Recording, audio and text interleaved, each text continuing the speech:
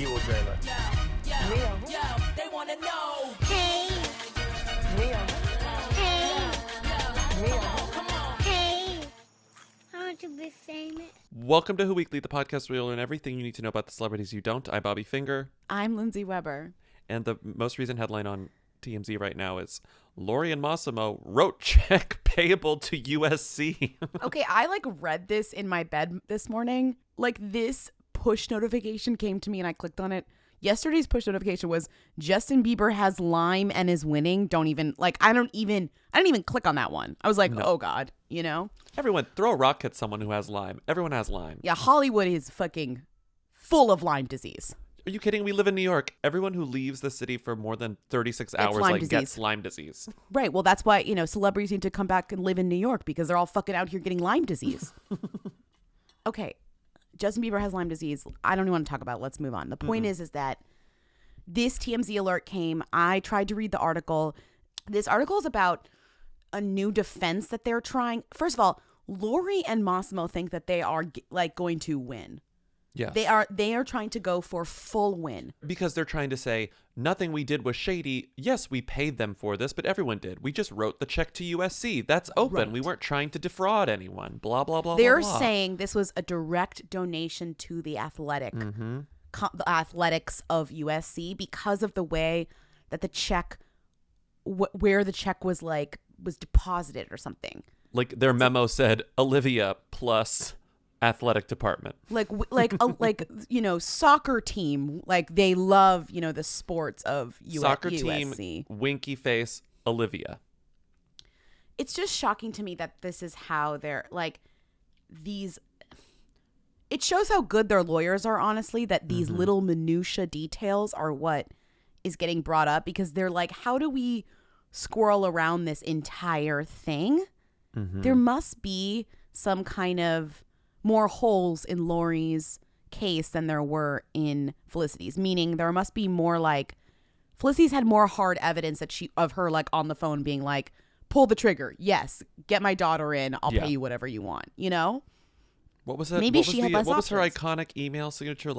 Uh-oh or something? Yeah. What was it? Oopsie or something. Oopsie. What was it? There were vague admissions to the fact that what she was doing was not necessarily above the board. But Right. we haven't seen anything like that. You're right.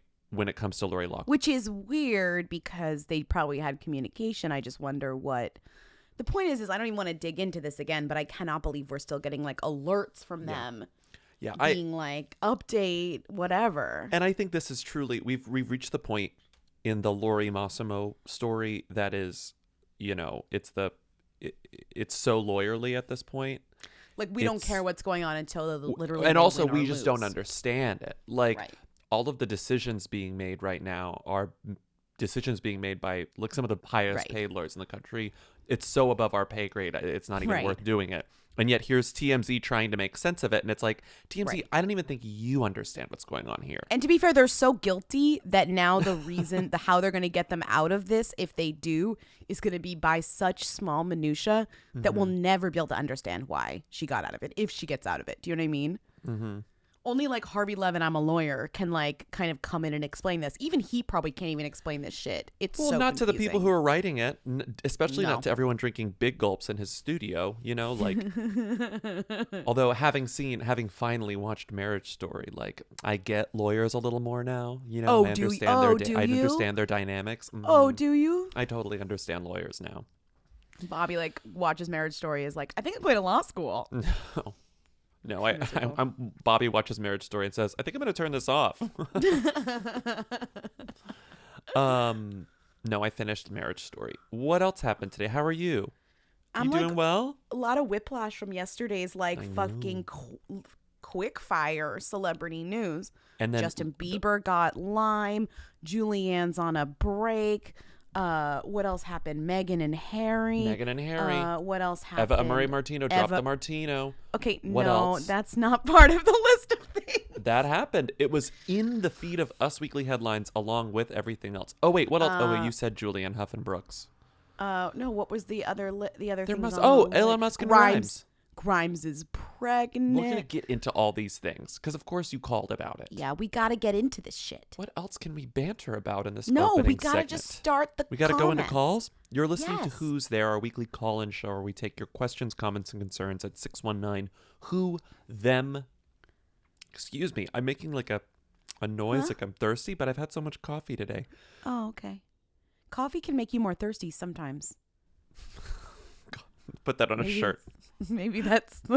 Coffee can make you more thirsty sometimes. I'm Put just that on saying my it's water not- bottle. It's not perfectly hydrating. It's not as hydrating as water, you My know? coffee mug says, gotta have my Java. Shout out to my brother. Got me a coffee mug that says, gotta have my Java. It's great. And then my water mug will say, coffee can make you more thirsty sometimes. Right, because it wants to remind you to not only get your hydration from coffee. Coffee can make you more thirsty sometimes. Okay, just move. Play a fucking call, please. I thought Eliza Scanlon was that awful comedian who does the weird witchy voice and has a Netflix special. I don't know her last name is, but her name's Eliza. Okay, thanks, bye. In my brain, I was connecting them every time I said Eliza Scanlon. I was thinking Is this every just time like we mentioned it. two notable Elizas? What other Elizas are and there? they're spelled completely differently, but there aren't many Elizas. Eliza. Can you name another Eliza or Eliza? Eliza. I don't know. There really isn't. I'm trying to think. There are Elizas. It's a hooey name. Well, Eliza. I don't know. You're right. I can't. Eliza Dushku. Eliza Doolittle. Eliza Dushku is a big one. Eliza Dushku. Dushku and Doolittle, I guess, are themy Elizas. Doolittle? Who's Eliza Doolittle? Well, hey, sir, the Cockney woman.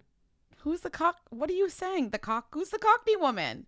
Isn't that the character in My Fair Lady? Oh, there's also a pop singer. Sorry. There's a pop singer named Eliza Doolittle who I thought you were referring to on this list. Cockney. I'm thinking of. Oh, you're thinking of the character Eliza Doolittle? Isn't that? Wait, I'm sorry. Isn't that who Audrey Hepburn? Am I crazy? Isn't her name Eliza No, you're Doolittle?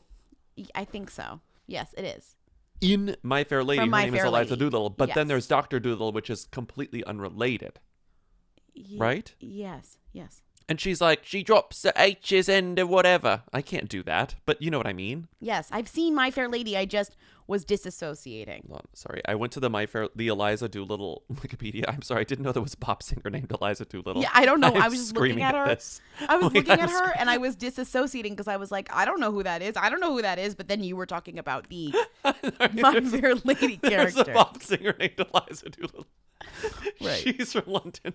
That Right. is so fucked up. That's like a joke we would make up. I That know. some British woman would just name herself Eliza Doolittle. Well, I was just Her looking name is at her Eliza face, Caird. being like, I don't know her. But then you just kept saying Eliza Doolittle like I should. But I do know Eliza Doolittle. I'm sorry. It says Eliza Sophie Caird, better known by her stage name Eliza, parentheses, formerly Eliza Doolittle, is an good English stage name. singer-songwriter from Westminster, London. Okay. She has 2 top 40 hits on the UK. What are they? One is like one of them is called Pack Up. The other one is called Skinny Jeans, jeans with a G. fuck, that's perfect. Skinny Jeans.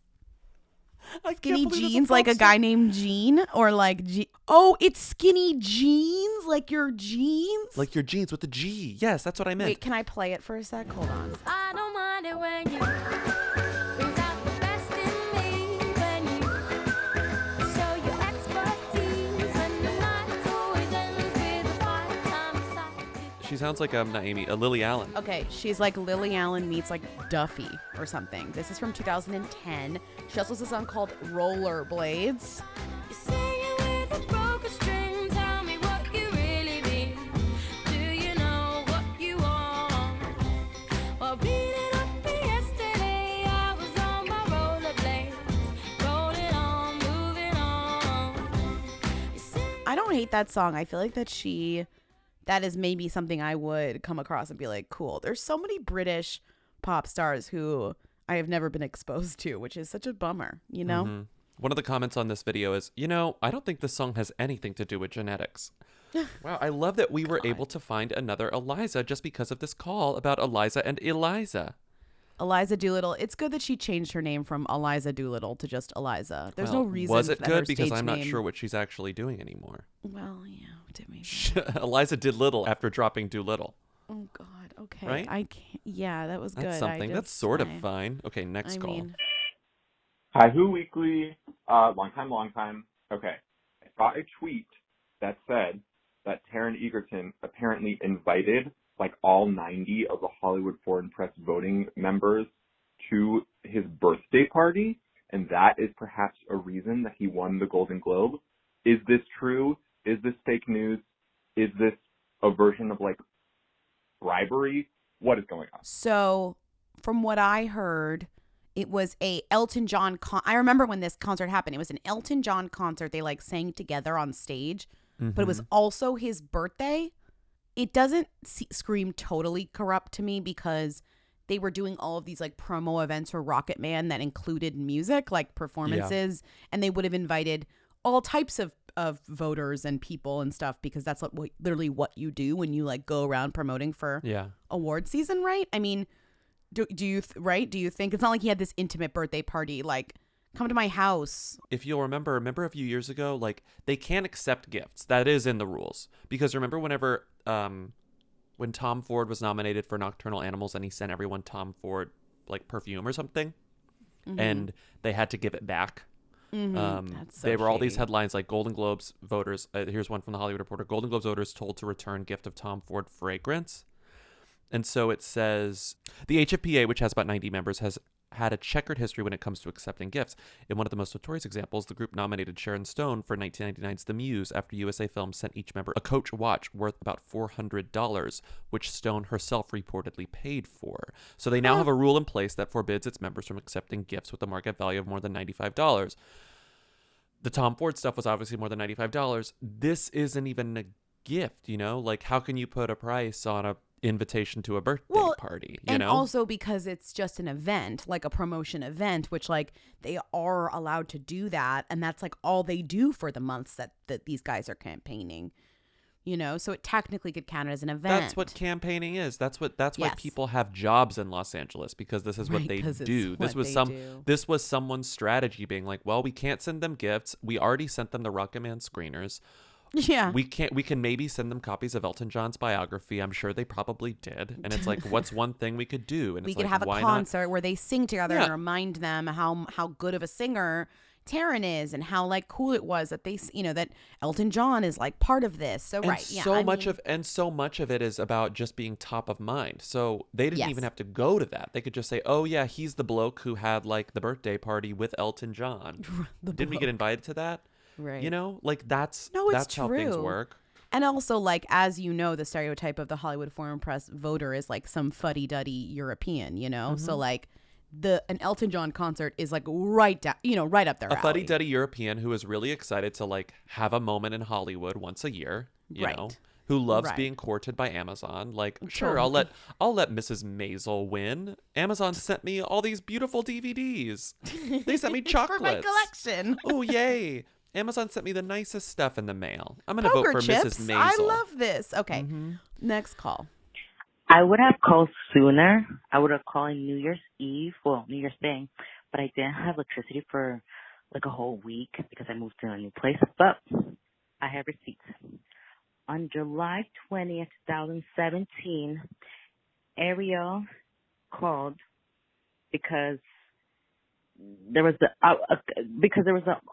early episodes and you guys were saying Ezra Miller was a who, and then you guys said call 8 months later. She called 8 months later, was a who, and then Bobby said call us in 2020 when The Flash comes out.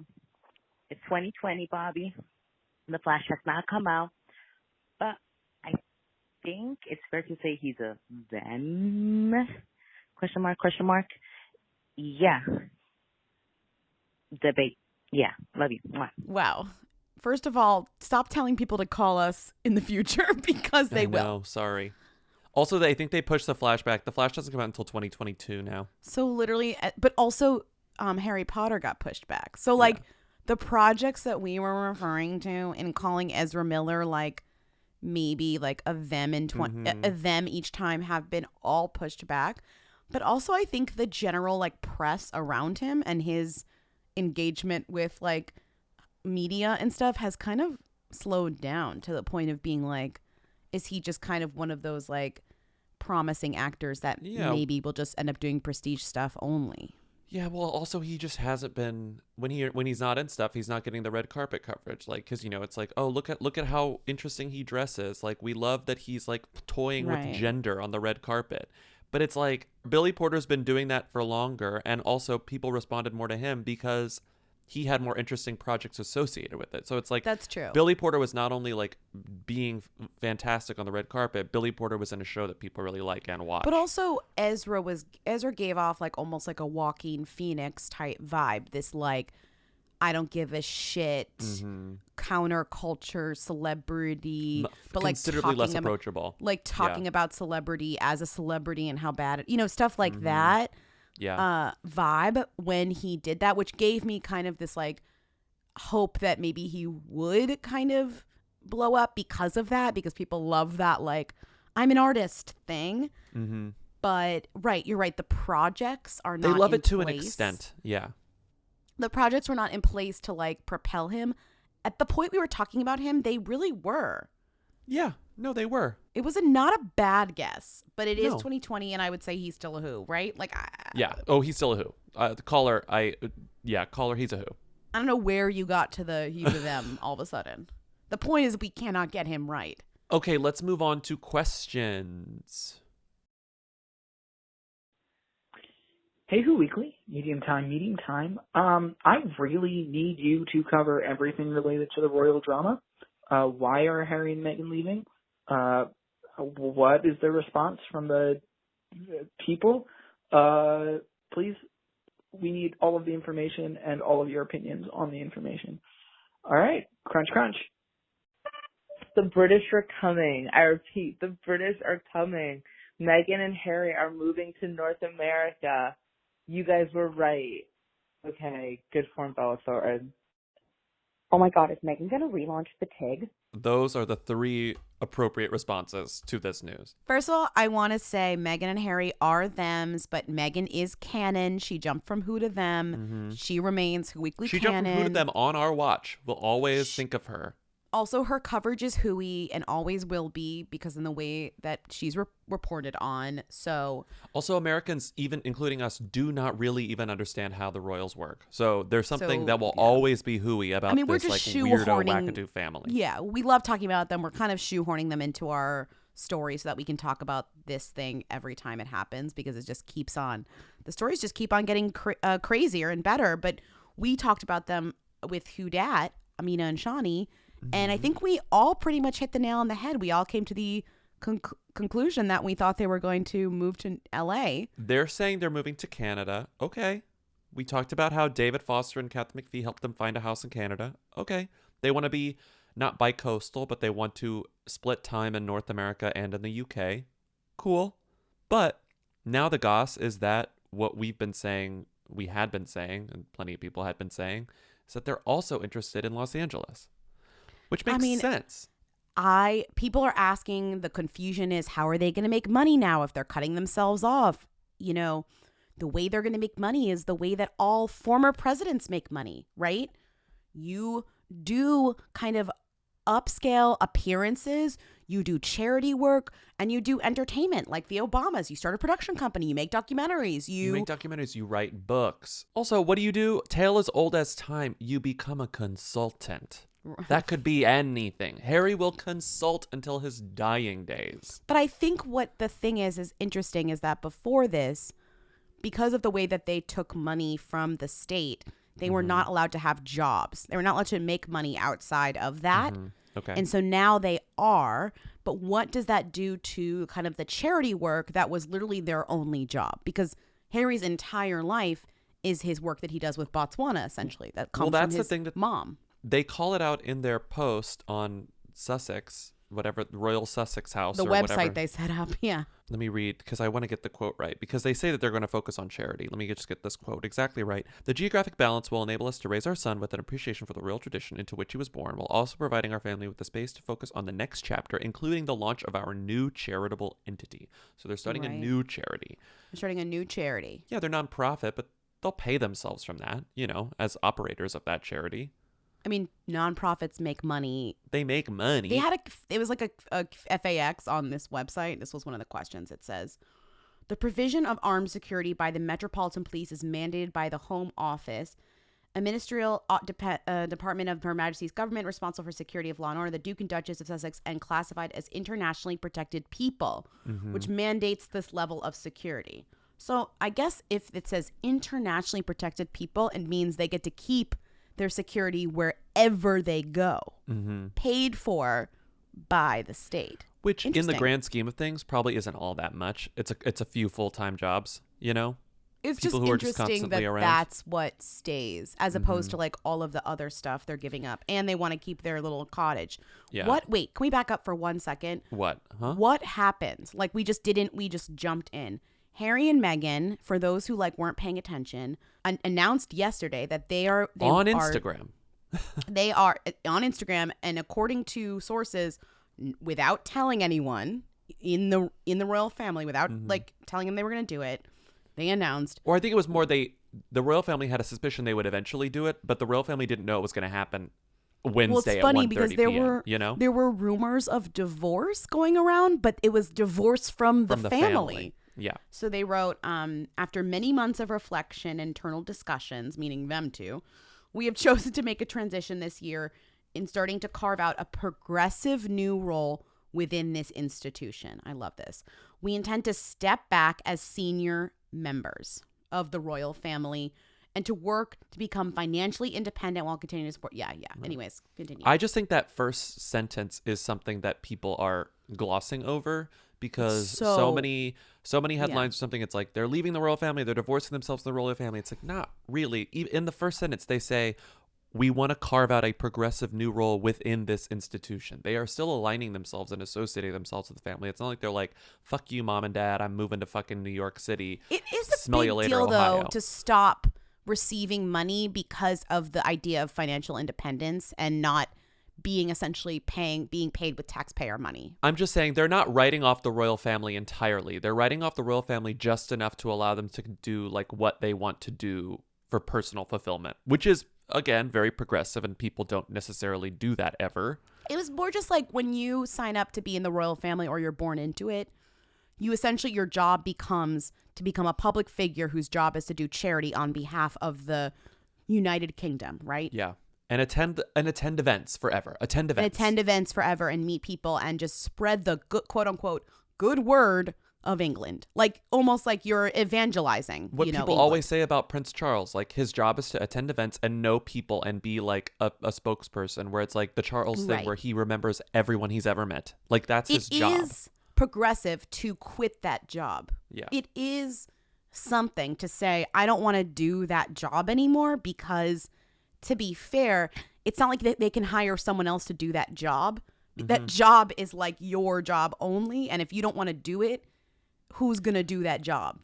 Well, Kate and Will, you know. Sure, but they're already doing their job. They're caring about the stuff that they care about. The whole idea is that everyone in the royal family chooses what they care about and funnels their time and energy towards that. And they all have the things that they care. So that's the most interesting thing about it to me. But it does help that Harry is, 100th in line for the throne. Right. It doesn't. All of these royals don't even matter in terms of like what they're doing. I mean, did you see the news? Like one of the Queen's granddaughters like sped or was like speeding, and then she got her license taken away. Yeah. There's hundreds of them floating around doing God knows what, They can go to the opening of the new Lidl. They don't need Harry there. Right. Oh my God. Meghan and Harry are going to open a Lidl in the United States, and like that's how they're going to make money. It's like opening Lidls. So they're going to open they're going to do their charity. That much is known. They've said it. Do you think Meghan will get back into blogging? Like the TIG thing is a joke. The caller was like, is she going to do the TIG? But do you think she's going to like write a memoir? Do you think she's going to wait to write a memoir? Because obviously Meghan's going to write a memoir before she dies. But is she going to write a memoir before Archie's in kindergarten? Yes, I think I don't know the timing, but I think Meghan is going to do what first ladies and former first ladies do, and what lifestyle. I think she's going to kind of carve out her new thing, but it's going to take a lot of pieces from women who do lifestyle projects like Gwyneth Paltrow and all that stuff about things she cares about, whether that be it's going to be health or what, these different things, and mix that with they're going to do like entertainment production, like the Obamas to do like documentaries about, Botswana, social good. Something yeah, that about Botswana. Harry cares They're definitely about. going to go to Botswana a lot. I'm just saying, like, I'm just thinking about the things that Harry cared about before and how they can like use that in this life. I think the question is like, you're right. Like, are they going to end up in Los Angeles? And I think the answer is yes. And not only because of Meghan. I think a lot of people are putting this on her because it's so easy to jump to that conclusion to be like, this woman, like fucking this American comes, marries this royal and pulls him to America, breaks him out of his family. But if you paid attention, Will and Harry have not been on good terms. Everyone knows it. Whether that's because of Meghan or because Will is literally reportedly cheating on Kate with that woman. Right. We do not need to know why, but it's very obvious that Will and Harry have not liked each other for a long time. Right. And the Queen, the whole thing with the portrait, and they were left out, the family portrait thing. One the source that's like the portrait of Will and George and whoever was the last straw. Right. Where they were like, we're pulling the trigger today. We're going to release this statement now. When do you think they wrote that? Months ago they wrote that statement. They were just waiting for an excuse. Right. They were waiting for Julianne Hough to be like, I'm getting separated. They were like, bing, bing, bing, bing. Today's the day.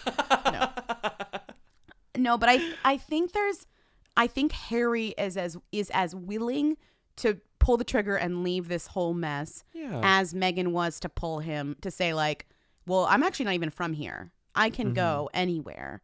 Let's go. I think there's an actual more of a balance than people are saying or assuming. Also, the other funny thing is that it's literally Kate Middleton's birthday today. For you yesterday. Yeah, it's so funny. But yesterday, if you're listening to this, yesterday was Kate Middleton's birthday. So like, she turned 38. Meghan and Harry were like, we're taking a leave. See you later. We're moving to Canada, which is hilarious. The next day, it's Kate's birthday. It's weird to speculate on it because there's really no precedent. Right. No one's moved out of the country to kind of revisit their roots, I guess, to do something entirely different. This has never happened. I love it. Fuck them. This is like, break this shit up, Thomas Markle says that he's disappointed. Shut up. He spoke to Us Weekly exclusively and says, I'll just simply say I'm disappointed. Oh, okay. About what? What is wrong? About what? Like, who fucking cares about you? Samantha Markle was probably in the back and she's like calling. Wait, hold on. Pretend that you're Thomas Markle and say, I'll just simply say I'm disappointed. I'll just simply say I'm disappointed. Oh, is that Us Weekly? Tell them I'm disappointed too. Samantha, stop, please. I'm on the phone with Us Weekly. No, but she's like in the other room, like making her way over. She's like, Thomas, Dad, Dad. I do think that they're definitely going to do documentaries for social good. Yeah. And I think Meghan is going to write something. I don't think she's going to recreate the TIG, but I think she's going to write something. I think she's going to write a memoir sooner than later. We asked Janina Gavankar, our friend Janina Gavankar, who's Meghan's best friend, who took the Christmas photo. We asked Janina Gavankar if she would call us for information, but she actually responded to us. And she said it's all on the site. Bah, says Janina to us. Exclusive Janina comment. Love you guys, but their website tells you everything. Smiley face. So Janina just said to go to their website. I just love knowing that Gina is still like part of this story. Yeah. She's got a friend, I bet. And it's funny. So if you go back to this like vaguely viral video of Meghan being interviewed by the BBC or ITV or whatever that was, where she had that very raw emotional response saying that her life is very hard, blah, blah, blah, blah, blah. Like that just proves to me that this has been in the works for so long. Like I don't think she would have been that open and honest and blunt had she not known that their escape was pretty imminent. Or that was an option that they had discussed and that he would even be willing to entertain for their family or whatever. Anyway, Hello Magazine said that the new Sussex Royal website was designed by the same people who designed the TIG. Isn't that fun? That's amazing. She's very loyal. Website. She's a loyal royal. the only reason that anyone would go back into the fold is if they got a divorce. He would maybe go back into the fold. Yeah. But also, I don't know. He was always the bad boy. He always did things differently. I think his mother probably has him thinking about this whole thing for his whole life, is driven by the idea that his mother was murdered by the entire system, essentially, like the buildup of attention to her and people caring about her. Yeah. I mean, it almost feels like cinematic for this to happen in a way. Like, I'm surprised they didn't do this sooner in some way. Like Will and Harry aren't like, fuck the system that kind of destroyed our family in a way. Anyways, this photo, the photo of them on the about page of the Sussex Royal website, which by the way is a .com, not a .uk. Take note of that. Wow, you're it's right. A .com. Good it used point. to be a .uk. Anyway, the photo of them is in Redwoods, right? They're in North America. They're gonna go to California. I'm telling you. America. I'm telling you. That's North America, right? California, baby. Yeah. That's the Redwoods. North America. It's a beautiful website. I mean, Canada can have them a little bit. They met in Canada. They met in Toronto. Fine. Go to Canada for a little bit. But you're coming to America. You guys are coming to America. You're coming. We've been talking about them for so long. I just in terms of the podcast and on today's episode. Yeah. Beautiful couple. Look at them. Beautiful couple. I love that you can see his little bald spot. It's cute. It's cute. He's a cutie little bald spot. It's cute. She's cute. They're cute. We love it. They're never going to break up. We stand them, and they're moving to America. America's first. They're like American royalty. We honestly need it. We need this. We're in a time of needing leadership. God, I love that America just like, we consume everything. Like we like those royals. Have them move here. Come here. Come to LA. Because when they're like royals, you know, like capital R royals, it's problematic to like them because, you know, like, wasn't the whole Revolutionary War like, that's why America exists, to get away from the royals. But now that they're moving back, we want them. Oh, we got them. What happened? We want them. I can take them. I don't have a problem with it. I'm okay loving the royals because they came back to us. They came back to us. Who's to say Meghan wasn't a sleeper cell for revenge for the Revolutionary War? Homeland season 9. Maybe we've been planning this for as long as, I don't know. 300 years. 250 I don't years. know. They literally fucked us over, you know? Say Meghan Markle wasn't a sleeper cell. Remember the Stamp Act? They charge us for stamps. A lot of money. We've been waiting. Oh my God. We've been waiting to infiltrate the royal family and fucking blow it up. And that's Meghan Markle.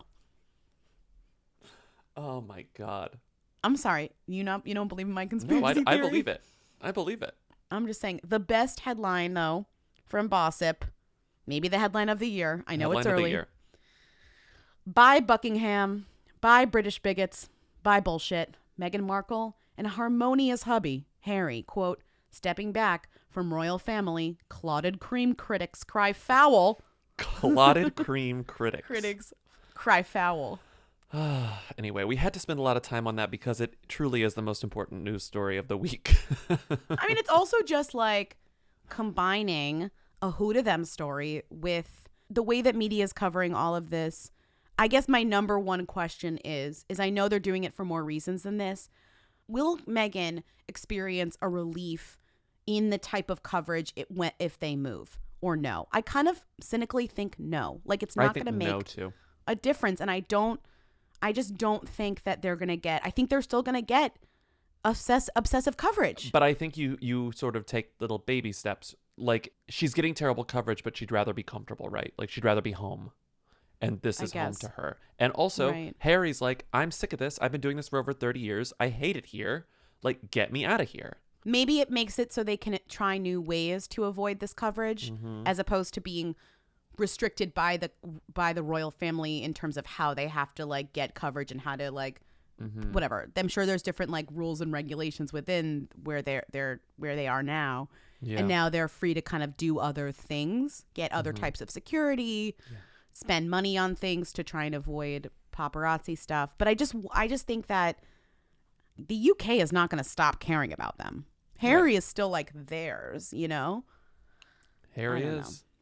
I just wonder if like this is gonna solve this issue where it's like she's being attacked. The answer is no. They're fucked either way, but they're gonna be fucked less if they can do this. You know, if they can take a little more control over things. She can live somewhere where people don't hate her. Yeah. I guess it's more being surrounded by your critics, because all she is just surrounded by people who don't like her. Yeah. Right? I think. Well, I think that's fucking part love of it. her. Okay, I fucking love her. We fucking love her. Come on the show, Janina. Get your friend to come on the show. We know you have a friend. Meghan and Janina can hang out all the time. Okay, next call. Priyanka Chopra's like, Meghan. Making a phone call. Meghan. Megan? Meghan, is this still your number, Meghan? Megan's like getting her guest room ready on Long Island. Like, maybe. Maybe. Priyanka is. Yeah, Priyanka. Priyanka's New Jersey ensuite. She's like, I'll make the bed all nice for Meghan and Harry when they come stay with us. I just got a new Casa Zeta-Jones collection bedding. I hung up 2 brand new robes in the guest bathroom. She'll come. No, she'll come. Okay, moving on. Danielle Jonas is like, can we stay in your house this weekend? And she's like, no, I'm saving it just in case Meghan and Harry come by. Danielle's like, you've been saying that for months. We don't want to spend money on a hotel. Priyanka, we don't want to spend money on a hotel. Can we just... Stop this fanfic. Hi, I'm calling about Julianne Hough because I cannot stop thinking about her, and I don't really know why. She's like very uninteresting, and you know, I'm not like, oh, what is she going to do next with her talent, etc. Like, I'm not even sure really what she does except host things, and like she's been dancing with Oprah or like doing a exercise class with Oprah. I saw on Instagram, something like that.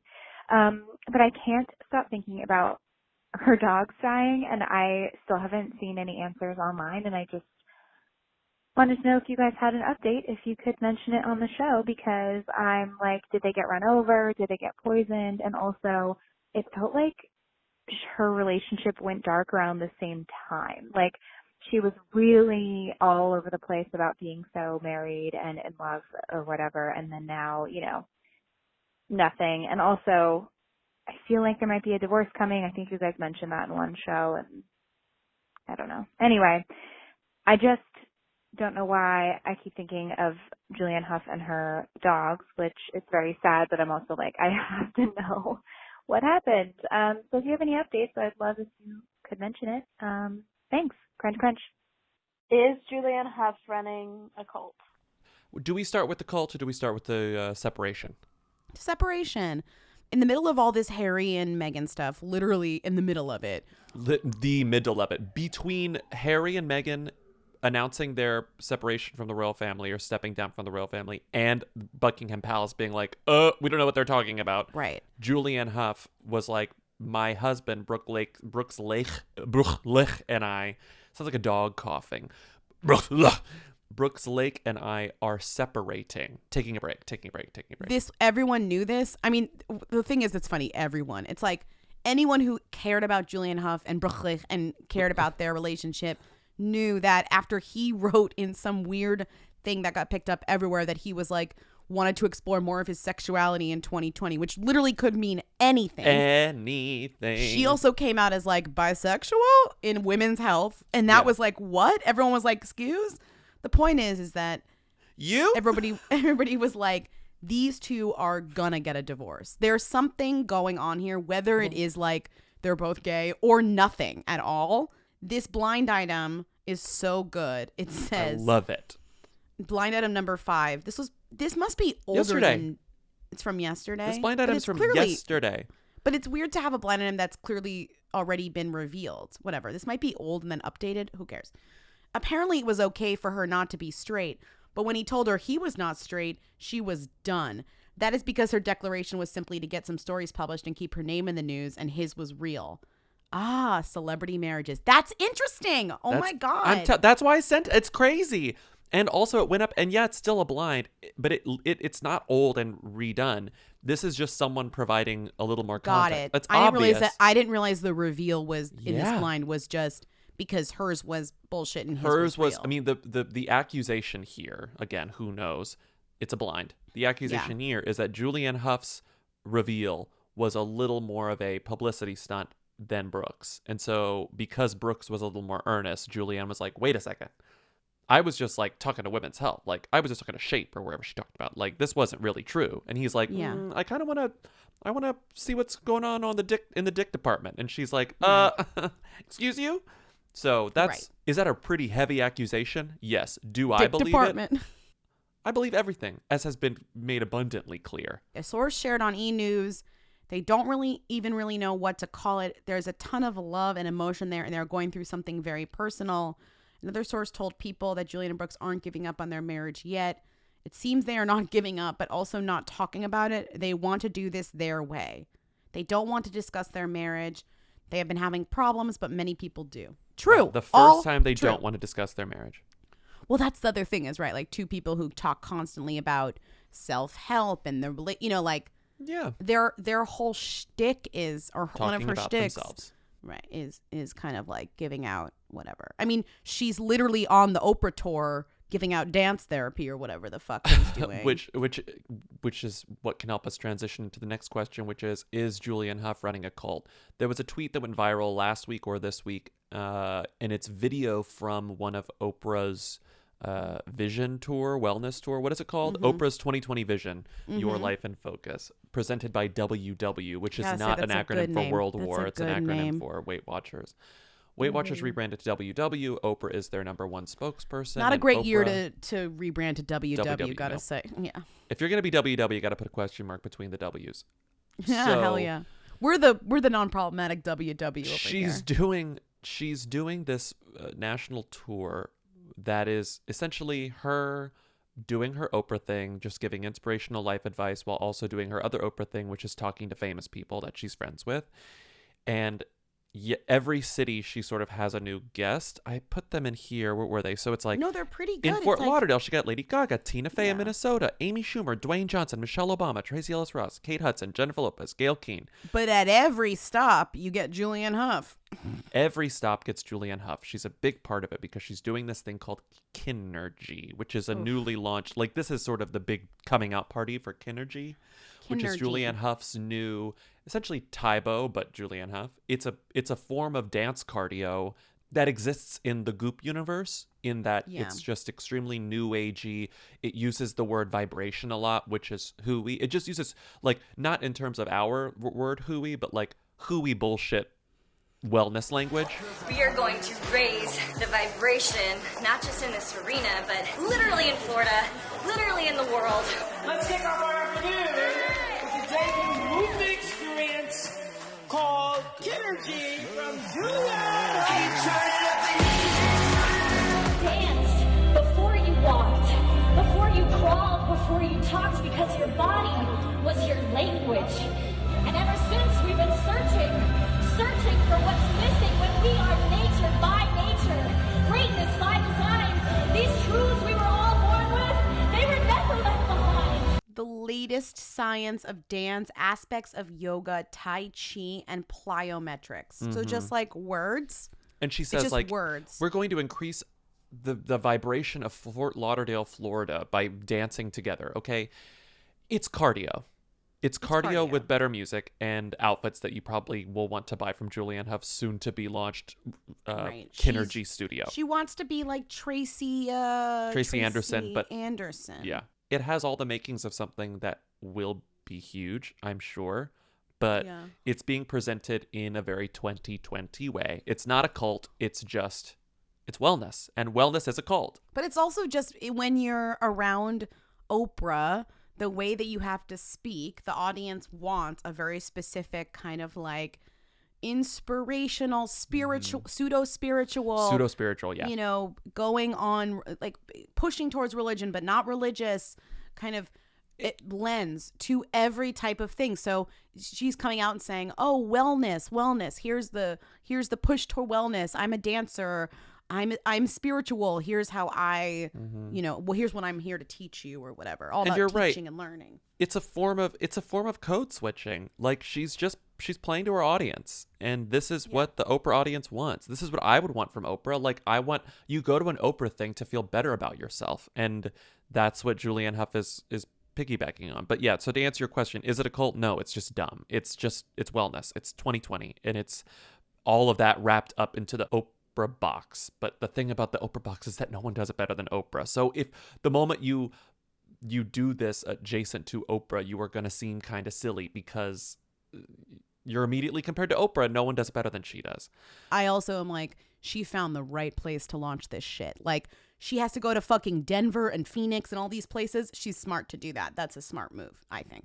She's going to be tremendously successful, I'm sure. My favorite thing about the WW thing is that it says guests will participate in an interactive morning session led by Winfrey through several workbook exercises to help develop a 2020 action plan, as well as listen to an inspiring speaker. And of course, there will be food. Attendees will enjoy specially created WW reimagined box lunches. I mean, the whole thing which is crazy about this is that Oprah's a genius. It's a tour, but she's not just making money from ticket sales. I'm sure she's making a good amount from ticket sales too.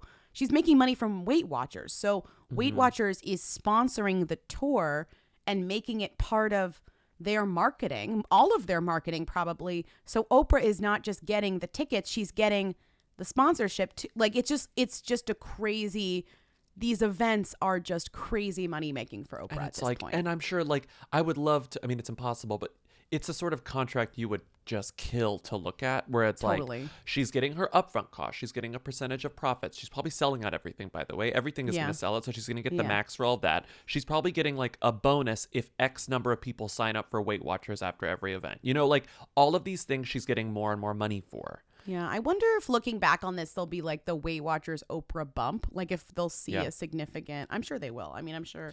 I mean, she's been with them for a while, so. Right. And I feel like they wouldn't have done this if it wasn't already super successful. They probably put everything they have into this too. Like if you go full Oprah, you're like, well, this is like, if this doesn't work, we're done. Because what else is there? And every time one of these people, so it's like she talked to Lady Gaga on January 4th. That was aggregated by everyone because Lady Gaga talked about like all the sexual assault she suffered when she was younger, right? So that's getting press. Buried in each of those press items is the fact that this is a Weight Watchers event.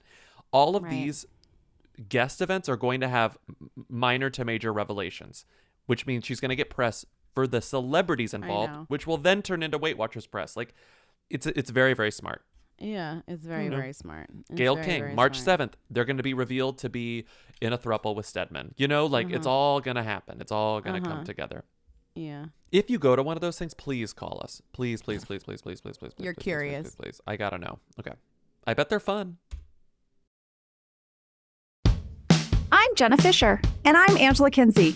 We are best friends, and together we have the podcast Office Ladies, where we rewatched every single episode of The Office with insane behind-the-scenes stories, hilarious guests, and lots of laughs. Guess who's sitting next to me? Steve! It is Steve Carell in the studio. Every Wednesday, we'll be sharing even more exclusive stories from The Office and our friendship with brand new guests, and we'll be digging into our mailbag to answer your questions and comments. So join us for brand new Office Ladies 6.0 episodes every Wednesday. Plus, on Mondays, we are taking a second drink. You can revisit all the Office Ladies rewatch episodes every Monday with new bonus tidbits before every episode. Well, we can't wait to see you there. Follow and listen to Office Ladies on the free Odyssey app and wherever you get your podcasts.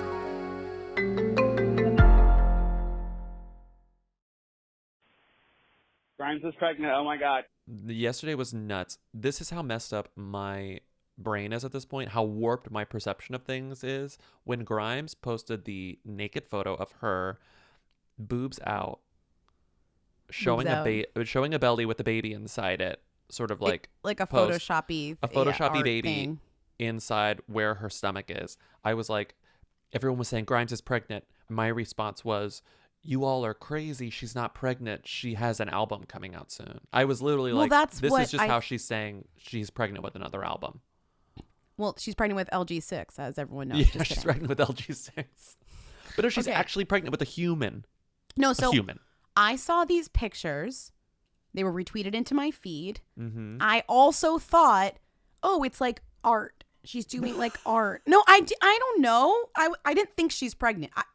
I didn't think that. Pregnant was at least number 5 on the list First of of things all, that I thought this was. It's not like, oh, there's the baby in her belly, she's pregnant. It's like a photoshopped, like, futuristic. It's like I photoshopped that in 2 minutes. So I kind of just was like, oh, this is an art piece about whatever. My point is that then people started writing headlines: Is Grimes pregnant? Is Grimes because no one had the actual confirmation.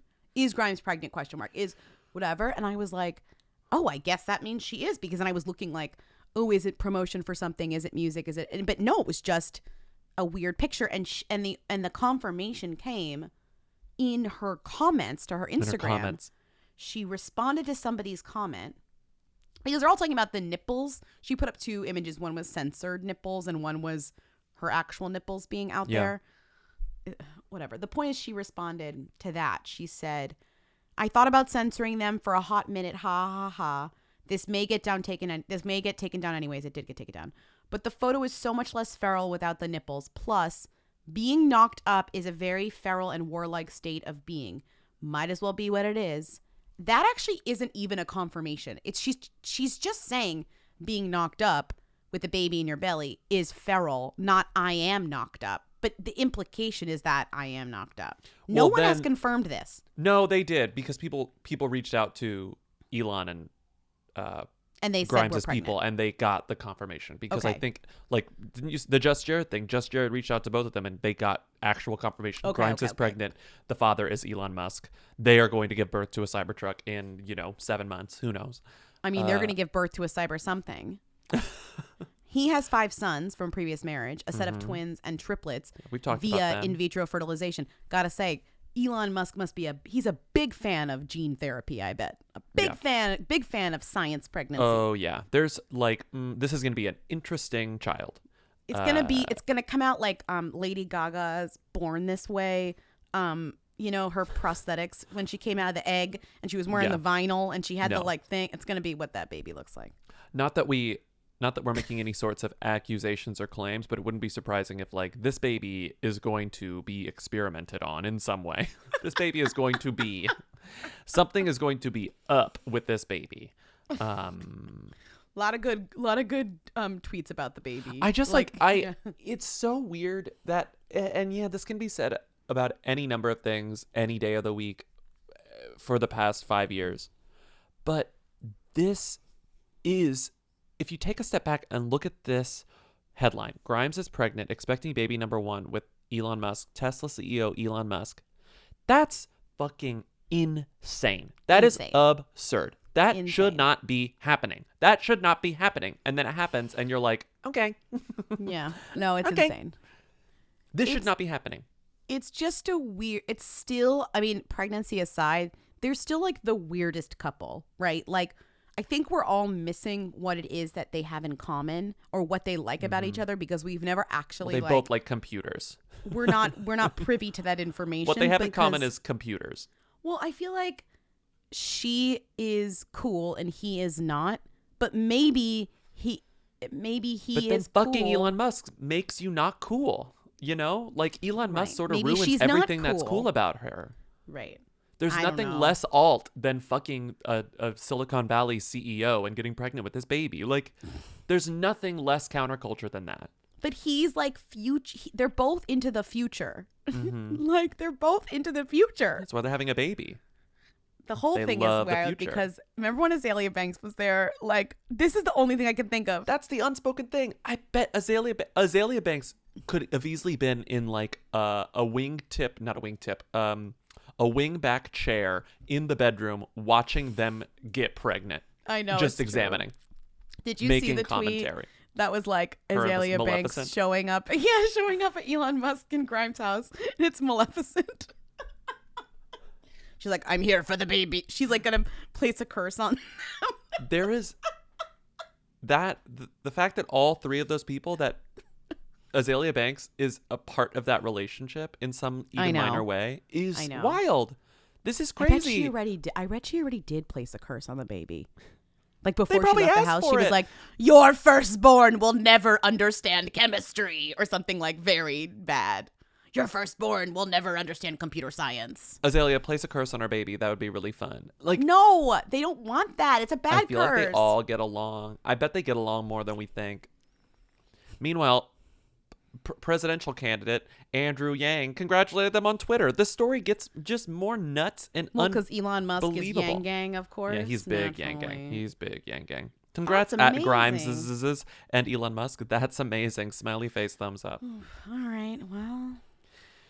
What are they going to name the baby? This is my favorite tweet that you put in here. Grimes baby going to come out speaking in wingdings. They are in that DNA. They are like messing with the DNA. They're messing with the genes. What is that baby gonna be named? That baby's gonna come out. It's gonna like have Beelzebub titanium or something. It's like, gonna have weird metal on it. The baby is just, oh god. The baby's gonna have a touch screen. The baby is like, whenever they want the baby to quiet, they're gonna like drag a slider and it's gonna shut up, and we're gonna be like, what? How did you do that? And they're gonna be like, it's proprietary technology. It's proprietary. Put the baby to sleep, and he's gonna push a button, and the baby's gonna go to sleep. It's very scary. It's very scary. I just want to know one thing. Where's my Cybertruck? Where's my Cybertruck? You're so busy getting pregnant. Where's my Cybertruck? Where is your money is going Cybertruck? Your money is going to that baby. You know. Good. Your money is going to help pay for one of the cribs. If the baby is born and the Cybertruck comes, then that's fine. Where is my Cybertruck? Their whole relationship just reminds me of that house reminds me of, you read Made for Love, right? Mm-hmm. I think of Made for Love when I think of that relationship. It's 100% Made for Love, yeah. That little, like the helmet that they wear when they go to sleep. Oh my god, that baby is okay. Next call. Hi, Who Weekly, long time, first time. I'm calling to find out whether this Cuban actress Ana De Armas is a who or a them. She seems like she's on the rise. She's in Knives Out, that new-ish movie with Daniel Craig, and she's going to be in the new Bond movie. And my husband is telling me she's definitely a them, but I had never heard of her until, like, yesterday. So just wanted to try to settle that. All right, crunch, crunch. Bye. First of all, your husband is wrong. He's wrong. She's in Knives Out. Yes, she's arguably the lead in Knives Out. Yeah, she's is the lead protagonist in of Knives Out.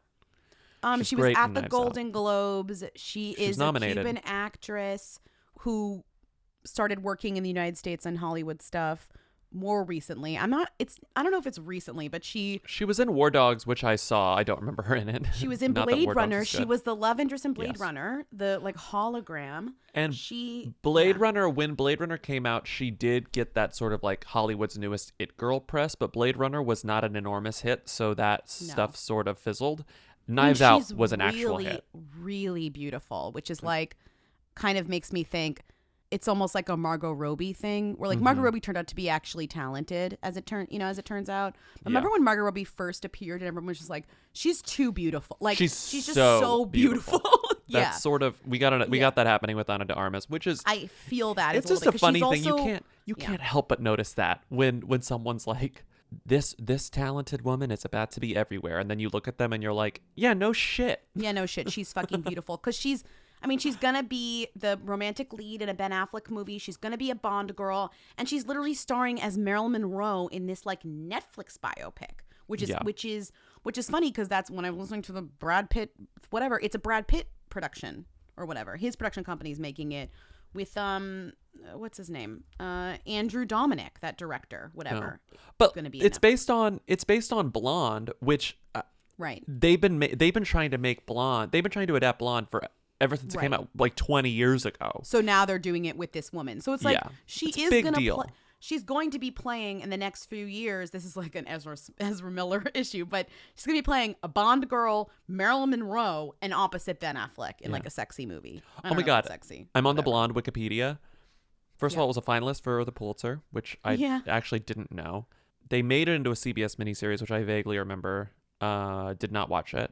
The most recent update on the adaptations section of Blonde is a film adaptation of the novel was under discussion in 2014. Do you remember this? To be written and directed by Australian filmmaker Andrew Dominic, same guy.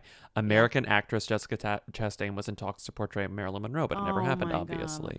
I would. And now Ana De Armas, Chastain. and it looks like it looks like it's actually going to happen. I with do Ana de Armas. like the idea of a Cuban actress playing Marilyn Monroe, because at this point, like, it doesn't matter what she looks like or sounds like. It's like a vibe, and it's also like about honestly a striking beauty. Like this person is too beautiful, and that's what we just said about her. So that's the Marilyn thing.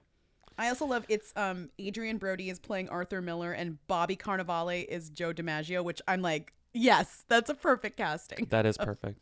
This is really funny. I love this thing that you found. So her personal life. So she's new, right? She's local woman. She's new woman. There's not much to her, but she worked in Spanish television. She worked in Spain, I'm pretty sure. In Spanish television, she was like on this series. She married a guy who was also on Spanish television. Like she, a soap opera. I think she kind of like was just like, I really want to be famous in Hollywood, so I'm like jumping ship, and kind of left the whole thing behind. I do like, because when she was doing interviews for Knives Out, and I ended up reading one, and it was like, she was talking about how she got the script she got the character description, and the character description for her character was Latina maid. And she was like, I'm not doing this. Like, this is fucking, I'm not doing a Latina maid. And then they were like, no, please read the script. Like, you have to read the script. You'll understand. And she read the script. She was like, okay, this is great. I'll do it. But for her to look at it and be like, I'm not fucking playing a Latina maid. I don't care if it's the lead, you know? Yeah. I just like the personal life. She married this the hunky Spanish actor that she married, who's now married to someone else, and the woman that the hunky Spanish actor is now married to, they now just do like extremely basic Instagram marriage stuff, Instagram relationship stuff, and she's like, bye. That is exactly the opposite of what I wanted with my life. And he's like, no, this is exactly what I wanted with my life. So it's like, congrats to them for realizing this and breaking out. It's really funny to watch this. Like, it's like they were married for 2 years, and then she was like, peace out. And now this guy is married to this woman who's like engaging in all of these weird Instagram things with him. Like, anyways, the photo of them posing with their baby with the 2020 holding the thingies. It's Instagram culture, and that is not what Ana de Armas wanted. She has a 0 in 2020 circled around her pregnant belly. In case you were wondering what we're referring to. But yeah, she got nominated for a Golden Globe. There were other Golden Globe people that we didn't bring. There were other who's. What are some other who-y stuff? There was. Well, I felt bad about this because I was late to the show. Like, I was late to turn it on. Oh, Rami. And I missed Rami Youssef's win. And that's a show that I actually watched and really liked on Hulu, which was Rami. And he won. And it's just, I thought it was deserving. I loved that show. I never watched it. And he's won. I told you to watch it. Didn't I tell you to watch it? No, you told me to watch it. You watched it like all in one day. I loved it. He's like an Egyptian Muslim guy, and it's all about his life. And it's just like super well done. And I feel like honestly did not get enough attention. And I hope that him winning for it like makes people actually watch it. I don't know. Yeah, it'll get a bump. Phoebe Waller-Bridge, is she officially a them now? That's a question. That's something we didn't talk about also. I kind of feel like yes. Unfortunately. I think so too. Not unfortunately, like I like her, but I mean just like I feel like it's hard to it's still hard for me because I don't know if my parents would necessarily know who she is. But I think you have to call it. I'm willing to call it if you are. She's a them now. No, I think we should call it. Yeah. I think she is. It's wild the amount of attention that she got. It is. And also I feel like it's just interesting to me. She's done a lot of work, but the fact that her thing is this Fleabag is so interesting because it's a play. It's a one-woman play that she performed that's basically based on herself, her life, and the character is her, almost. Then they made a show of it. The show was great. It took forever. It was popular in the UK. It took forever to get to us. We love it. We're obsessed with it. We give her all these awards. She's now been doing Fleabag for a million years. She makes a second season because America's obsessed. We love that too. Okay? Now Fleabag has been going on for so many years. And we're like, we love this woman. What can we do? We give her all this work, but that work hasn't yet to be. Do you know what I mean? Like, is she going to live up to this high standard that we've placed for her? She co-wrote, speaking of Bond that Ana de Armas is in, she co-wrote the new Bond, which I think is huge for her. Huge. That's huge. And she's going to get a ton of... and she did Killing Eve, but as the showrunner behind the scenes. So I guess my point is just like, I wonder what Phoebe. I don't think that she'll like be acting. I think she's gonna be like, I'm now like Greta Gerwig. Okay, right. Yeah. I'm gonna be Greta Gerwig. I'm gonna be like a creator. I'm gonna be who am I thinking of? Ava DuVernay. No, that's the no. I'm Yeah. thinking of, What does that say about gender in this country, that you have to prove yourself as like a beautiful actress before you get taken seriously as a creative talent? Interesting. Interesting. But yeah. So, okay. Yeah. Cool. It is no. I mean, it's She's a them now. She's a them now. You're right. It's ridiculous, but it is one of those things where I just think the Fleabag thing, we're like, oh, Fleabag, like it just was such a long project for her because of the way that it crossed over. It's almost like we're like, give us more Fleabag because we're like so annoying. And she's like, no, I literally have to move on from this. It's been like 10 years of my life. Yeah. And then she dumped her normie boyfriend or normie husband and got with oh God, Martin fucking McDonough. 7 billboards. The worst guy. 3 billboards. How many billboards? 3. There were Sorry, only not 3 the worst billboards, guy. I don't but know there what are he's like, 7. but the There worst are movie. 7 psychopaths. 3 billboards. Fuck.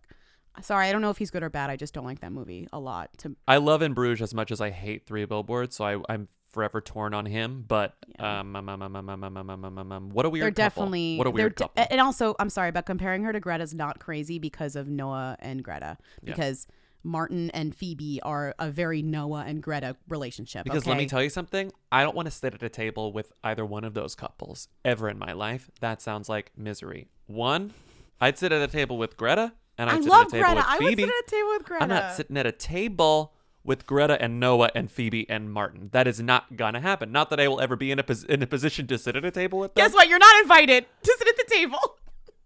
But how miserable does that sound? Sitting at a table with Phoebe and Martin, and you're like passing them the broccoli, Rob? No, thank you. Okay. Bobby's like, I loved In Bruges. I loved it. Next call. Yeah. Who is Quentin Tarantino's wife? Who is Quentin Tarantino's wife? Another Golden Globes question. Quentin Tarantino recently got married. She's pregnant. He thanked her on stage. I think a lot of people knew that she was, maybe a lot of people didn't even know he was dating anyone or had whatever. But I guess what's interesting about her is that according to the internet, see, this is the thing that I have a hard time with. If you're Israeli and you have either relatives in Israel or you live in Israel, call in and tell me how famous this woman actually is in Israel. That's my question here, because according to like these articles, it's like she's popular in Israel, she's big in Israel, and it's like I don't necessarily agree that, but know that to be true. But I also don't know. Maybe she is. Her name is Daniella Pick. She grew up in a musical family because her father, Svik Pick, a great name, is a pop singer in Israel, and I believe that he's he's famous. Right. He seems famous. extremely famous. He does. But he seems, it's obviously like a local. They sing in Hebrew. It's very specific to Hebrew and Israeli culture, right? Yeah. So he's really famous. So famous that he was in Eurovision. He wrote Eurovision songs. He won in 1998. This is incredible because remember we were talking about Dana International? He wrote a Dana International song called Diva that took first place. That's crazy. That's crazy. I know. So it's a small world. The small world of who's.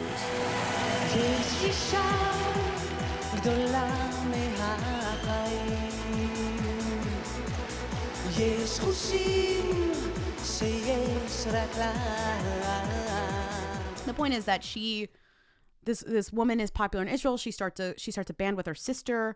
They have songs. The Pick Sisters. The Pick Sisters. You can play some of that here.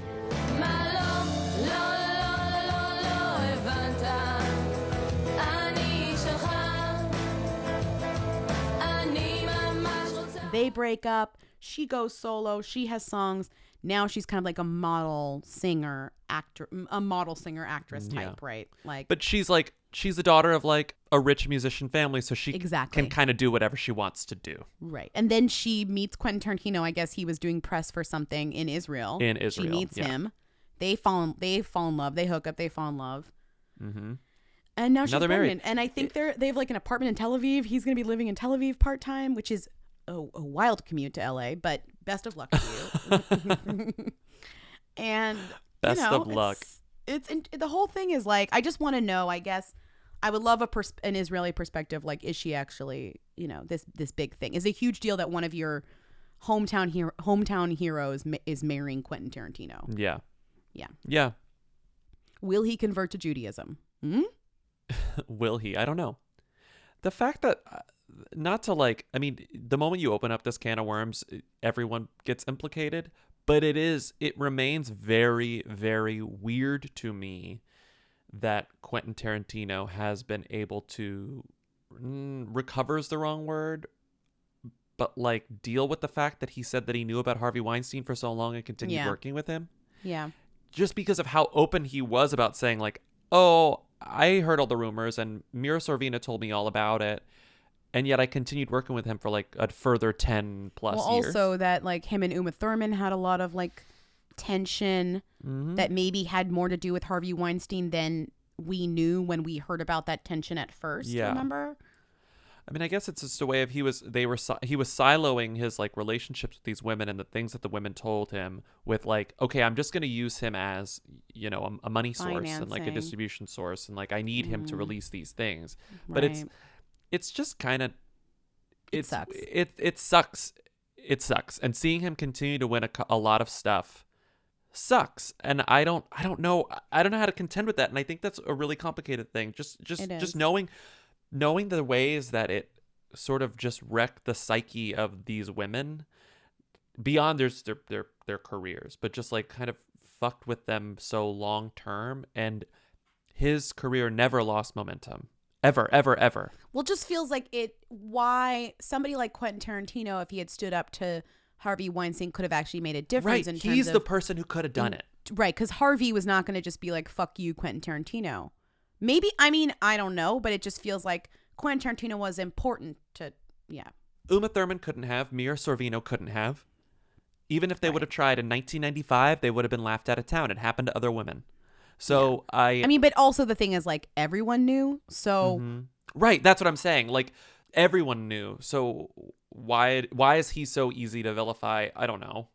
But because he's a white guy who has no problem putting his actresses in harm's way and like writing the N-word all the time. He's a white guy who writes a lot of, violence and stuff about women that is maybe not fully like whatever. I mean, there's a lot with him that you can pull into this entire thing to be like, I don't love Quentin Tarantino for XYZ. It's really, I mean, I think he's an extremely complicated figure. Because I can go through being like, I don't give a shit about Once Upon a Time in Hollywood. I don't give a shit about The Hateful Eight. But Jackie Brown's one of my favorite movies. I know. It like he really like puts you, he puts you in a weird position and makes you examine things in a way that is uncomfortable. And it's interesting because the Harvey Weinstein, the court case started this week. Harvey Weinstein's fucking hobbling into the courthouse on his little fake ass walker. Did you see the Cola Scola tweet about the walker? Yeah, it was like me when my Uber. It was, I know Harvey Weinstein's walker seems excessive, but all of the canes we tried in rehearsal seem too tap dancey.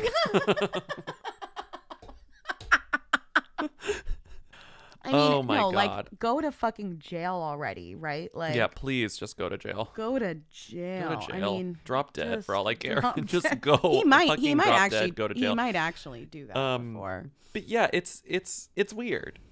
Yeah.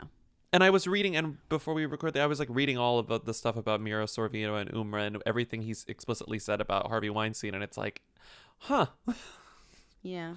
We all just moved on from this because it was fun to see Leonardo DiCaprio and Brad Pitt like be in a buddy comedy. Okay. I think we're not gonna play Who or Them as we intended to, because again we ran out of time. But we might just have to put it on the Patreon. Sorry, you're gonna have to subscribe to our Patreon. But I do want to play this call that Lindsay sent me yesterday. That she was like, I think you'll like this call. Speaking of, are people famous in XYZ country? This is a good one for that. This is and again, it's a them, but just listen to the call. Okay, I have a story that Bobby may like. So today at work, we were taking a little chocolate and coffee break, and someone brought almond roca as a candy, and I said, "Oh my God, it's like almond roca." I know almond roca because in the net, Sandra Bullock's mom has Alzheimer's, and basically one of the only things that she remembers are how to play piano and that she loves almond roca. Everyone's like, yes, yes, yes.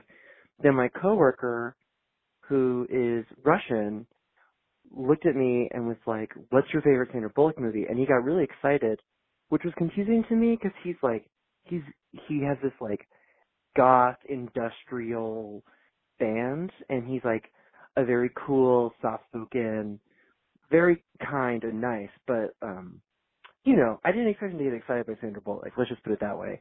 And I was like, oh, well, you know, The Net, and then 28 Days, whatever. And I was just talking about my favorite Sandra Bullock movies. And I looked at him and I was like, how famous is Sandra Bullock in Russia? And his eyes got really big. He got really excited. And he said, she's huge. He said, she's somewhere between the fame level of Taylor Swift and Beyonce in Russia. Taylor Swift and Beyonce. Like, I don't know. I'm not really sure if he was saying that they are as famous in Russia, but he was saying that she's, like, on that level in Russia. Like, people love Sandra Bullock as much as Americans love Taylor Swift or Beyonce. And then he was telling me his favorite Sandra Bullock movies, and apparently his is While You Were Sleeping. He said he's seen it a lot. So, anyway, my cool goth industrial music performing Russian coworker says that Sandra Bullock is as famous as Beyonce in Russia. And also, almond roke is really good. So, that's my story. Women don't belong in balloons. Dessert makes her smile. Crunch, crunch. Great story. Love a story that is related to The Net, one of both my and Lindsay's favorite movies. Mm-hmm. And also, I agree with your coworker. While You Were Sleeping's the best Sandra Bullock movie. You know? Okay. What's your favorite? Yeah. What's your favorite? That's mine. What's yours? No, it's The Net. It's The Net. Oh, it's The Net. The Net is an incredible film. The Net is like everything to me. I mean, it's everything. What's it's funny so is what Josh had never seen The Net. This was years ago. And I was like, you've never seen The Net? Like, we have to watch The Net. And we watched The Net. And usually that happens. And you watch this old movie from the 90s and you're nostalgic for it and you like it in your own way, but you recognize the fact that it sort of sucks. The Net is very good. The Net holds up, and Josh really enjoyed it. Definitely holds up. I mean, it's a little silly, but you find yourself surprised by how much it kind of got right, even though it got a lot of stuff not wrong. Okay, but it's like lazy. It's saying, oh, if so, even back then in the 90s, so much was already computerized. It's saying like, oh, if so much more becomes computerized, what happens to your information if it's like in these computers that get erased? But that's a fair worry, even in today's culture versus back then, which was like, it was a little bit like guessing, but it was right. It was a little fear-mongery too, but it's a good movie. And she's great in it. And watching her, and it's one of those movies where like there's a whole category of this where someone is made out to be unreliable and unbelievable, because it's like everything keeps going wrong for her, and it's like it's actually much harder to watch than I remembered because you're really frustrated because she's doing everything right and everyone's setting her up and no one believes her, and they're using every trick in the book to get people to not believe her, and it's like really truly miserable to watch. Right. But it has a great ending. Speed is pretty good too. Let's be real. Speed is great. Oh, I love Speed. Okay. Speed 2, not so much. Okay. We're done with today's episode. Thank you for listening. Follow us on Instagram, Twitter, Facebook at Who Weekly. Support us on Patreon, patreon.com/WhoWeekly. Rate, review us on iTunes, Apple Podcasts. And call us at 619-WHO-THEM if you have any questions, comments, or concerns. I'm excited to get back. No offense to the callers. We had so many calls about Golden Globes this week, and it'll be nice to kind of just go back to the normal stuff, the normal news cycle, just fun random calls. Until the next award show, which is just around the corner. Like a month. Anyway, have a great weekend, everyone. Bye. Bye. They're manipulating her world. We can make it reality what we choose. According to the Department of Motor Vehicles, you're Ruth Marks. They've screwed with my information and my fingerprints. Infiltrating her life. I don't understand. Why me? And erasing her identity. We've got an outstanding warrant for Ruth Marks on federal charges. I am Angela Bennett. Just give us the disc and we'll give you your life back. She has the evidence. She's copied the disc. Clever girl. But they have the power.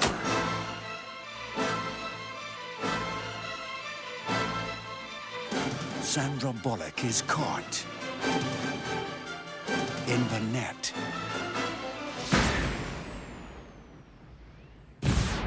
A film by Irwin Winkler. You will dream it. Yo, they wanna know. Hey. Hey. Come on. Hey. I want to be famous. Hello. I just wanted to share a quick Chet Hayes story from college. I went to school with him, and there was one summer when I met Rita Wilson, and I said, oh, by the way, I go to school with your son. Chet, obviously. And she goes, wait, what? And she proceeds to call Tom Hanks over so that Tom Hanks can come meet me. And he comes over, and she says, he goes to school with Chet. At which point Tom Hanks says, what's the damage? So that's it. Crunch, crunch. Chet Hayes is a stain on the Hanks family. Me and Grease.